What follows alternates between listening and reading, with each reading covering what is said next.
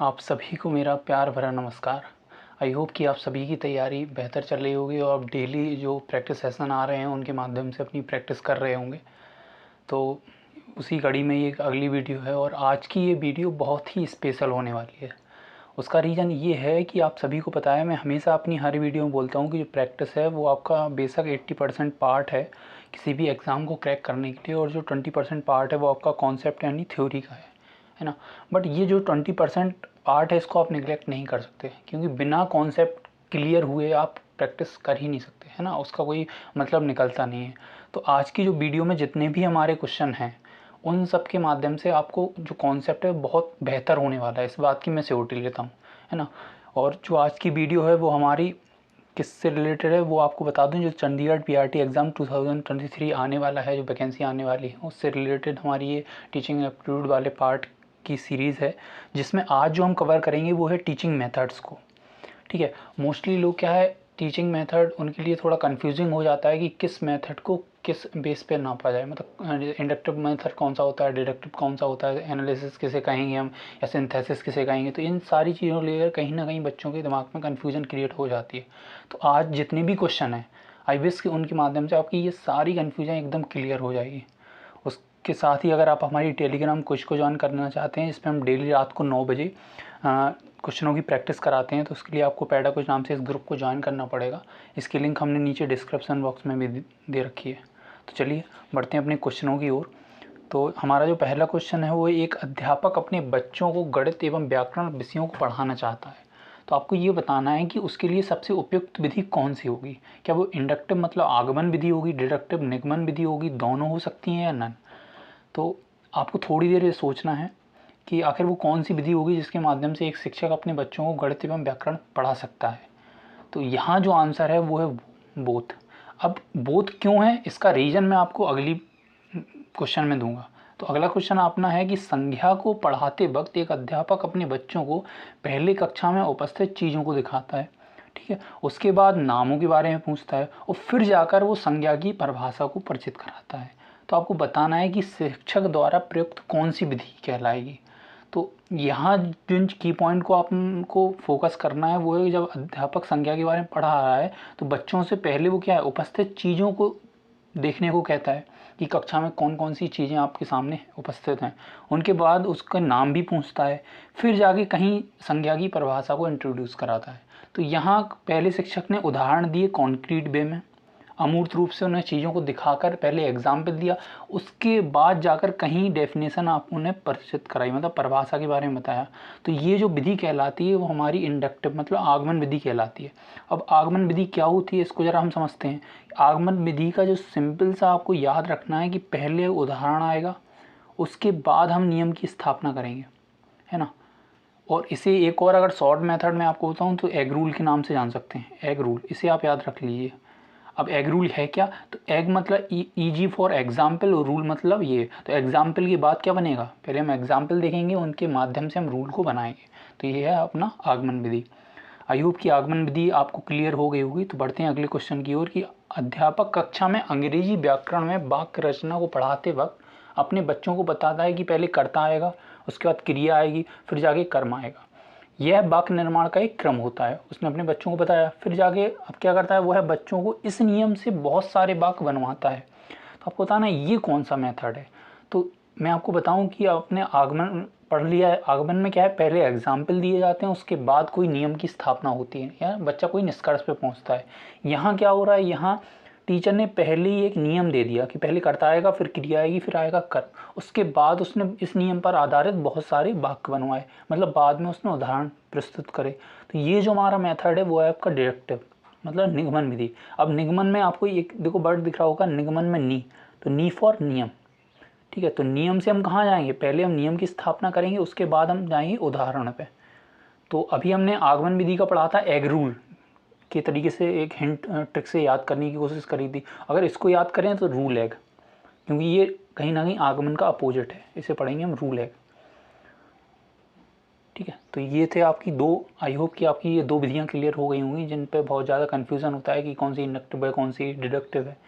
अगला क्वेश्चन है कि शिक्षण विधियों में कौन से ह्यूरिस्टिक पर आधारित है। आपको पता है हमने पिछली वीडियो में टीचिंग मेथड की जितनी विधियाँ थी उनको कवर किया था, उन्हीं में से एक थी ह्यूरिस्टिक। अब आपको बता दें ह्यूरिस्टिक विधि, अगर आपने वो वीडियो नहीं देखी है तो हमारे चैनल पर उसकी प्लेलिस्ट है, आप जाके देख लीजिए। इसकी लिंक नीचे डिस्क्रिप्शन बॉक्स में है, चंडीगढ़ PRT के नाम से। तो आपको बताना है ह्यूरिस्टिक विधि किस पर आधारित है, डिडक्टिव पर, एनालिसिस पर, सिंथेसिस पर या सभी पर।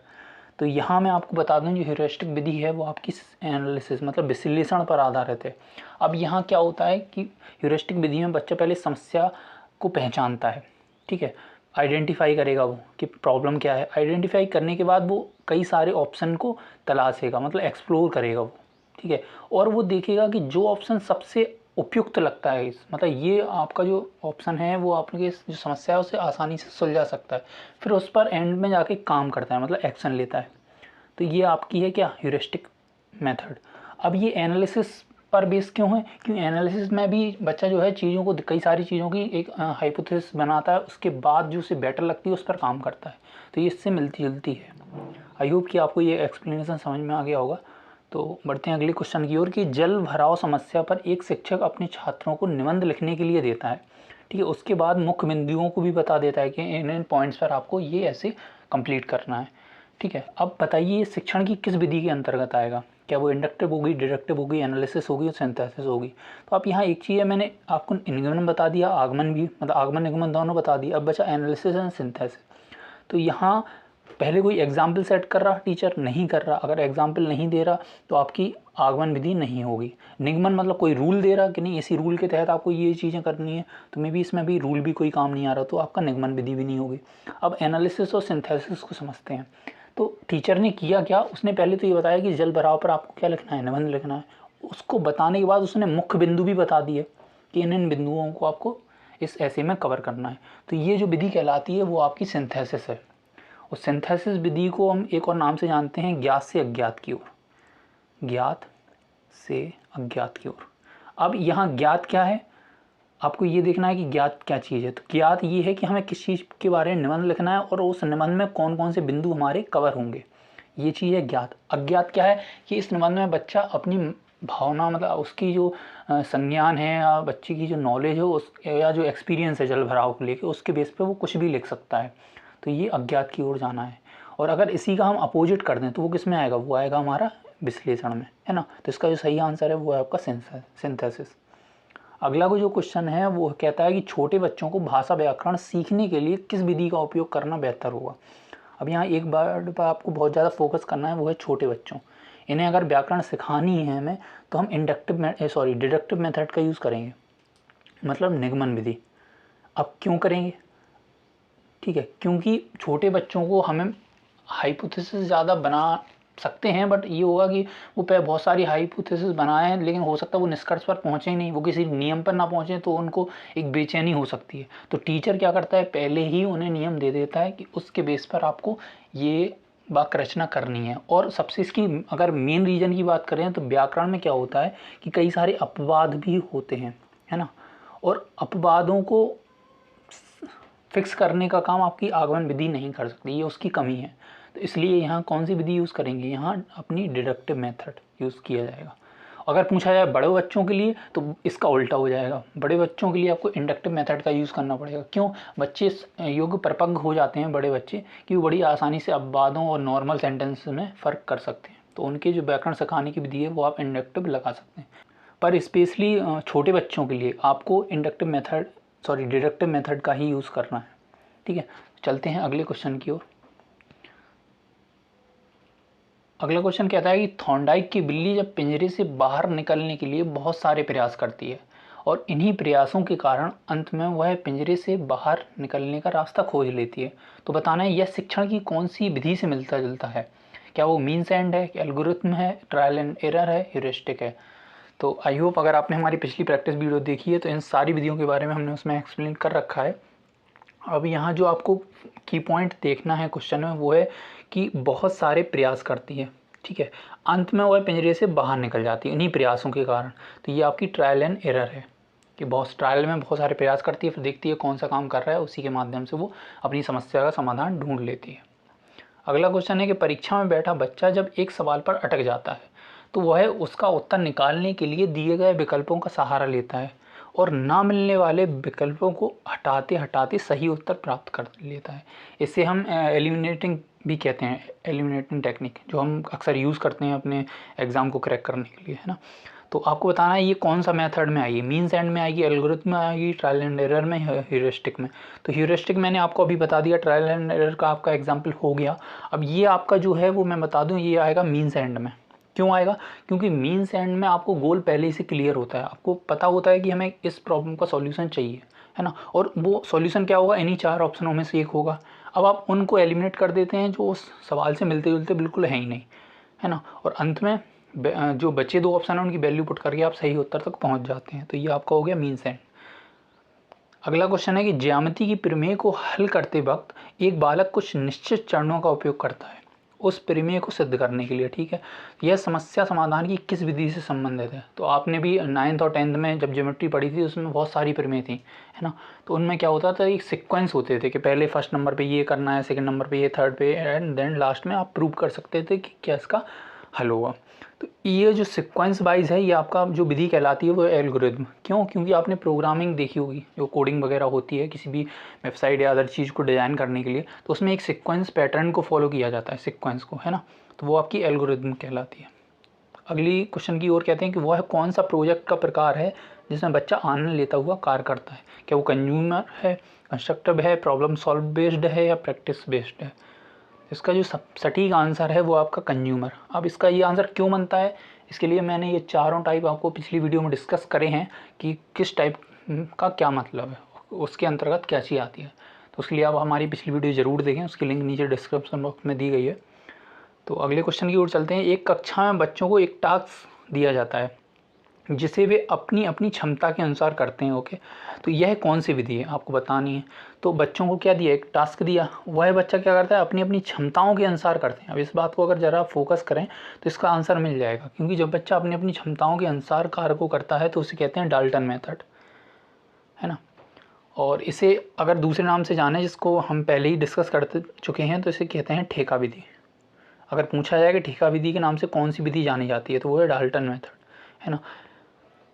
चलते हैं अगले क्वेश्चन की ओर कि प्लेवे मेथड का दर्शन दिया गया, किसके द्वारा प्लेवे मेथड का दर्शन दिया गया? क्या वो मारिया मोंटेसरी हैं, फ्रावेल है, कार्लबेल हैं, या पार्कहर्स्ट हैं?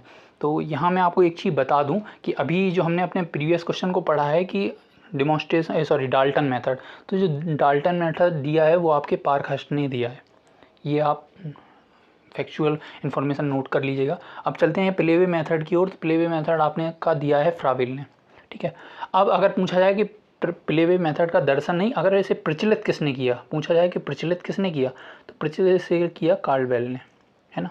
इसका आंसर हो जाएगा कार्लबेल। मारिया मोंटेसरी को आप सभी जानते हैं कि इन्होंने बाल विद्यालय की स्थापना करी थी। अगला क्वेश्चन है कि एक संप्रत्यय को पढ़ाते वक्त एक शिक्षिका बच्चों को उस संप्रत्यय से संबंधित मुहावरे बताती है, ठीक है। फिर क्या करती है, वो है उससे संप्रत्यय से संबंधित आपको मॉडल दिखाती है बच्चों को। फिर उसके बाद मूर्त जो चीज़ें कक्षा में उपस्थित हैं उनको भी दिखाती है, जिससे बच्चों को वो है कॉन्सेप्ट जो है वो एकदम क्लियर हो जाए, समझ में आ जाए। तो यह शिक्षण की किस विधि से संबंधित है? तो ये जो है उसमें आपको देखो की पॉइंट मैं आपको बताऊँ। सबसे पहले उसने क्या किया, मुहावरे बताए, उस कॉन्सेप्ट से रिलेटेड मॉडल भी दिखा दिए, उसके बाद क्लास में मूर्त चीज़ें भी दिखा दी। तो ये कहीं ना कहीं एग्जाम्पल प्रेजेंट कर रही किसी भी कॉन्सेप्ट को समझाने के लिए टीचर। तो ये जो आंसर होगा वो आपका इलस्ट्रेटिव मेथड होगा, मतलब उदाहरण विधि से संबंधित है। अगला क्वेश्चन है कि किसी भी कौशल को सिखाते वक्त बच्चे उस कौशल में उपयोग लाए गए क्रम को देखता है कि इस कौशल को सीखने के लिए ये स्टेप 1 है, ये स्टेप 2 है, ये स्टेप 3 है, इस तरीके से। और उसके अंदर ये चिंतन विकसित हो जाता है कि स्टेप 1 का क्या मतलब है, ठीक है, क्यों हम स्टेप 1 फॉलो कर रहे हैं, स्टेप 2 का क्या मतलब है, क्यों उसे फॉलो किया जा रहा है। तो ये उसमें चिंतन प्रक्रिया विकसित हो जाती है। तो आपको बताना है कि ये किस विधि से संबंधित है, लेक्चर मेथड है, प्लेवे मेथड है, डाल्टन मेथड है, या डेमोन्स्ट्रेशन मेथड है। इसका जो सही आंसर आई होप कि आपको समझ आ गया होगा कि ये डेमोन्स्ट्रेशन मेथड है, क्योंकि बच्चा देख के सीख रहा है, कोई भी स्किल देख के सीखी जाती है। जो आपके जितने वोकेशनल स्किल प्रोग्राम होते हैं उसमें ये मेथड बहुत ज़्यादा यूज़ में लाया जाता है।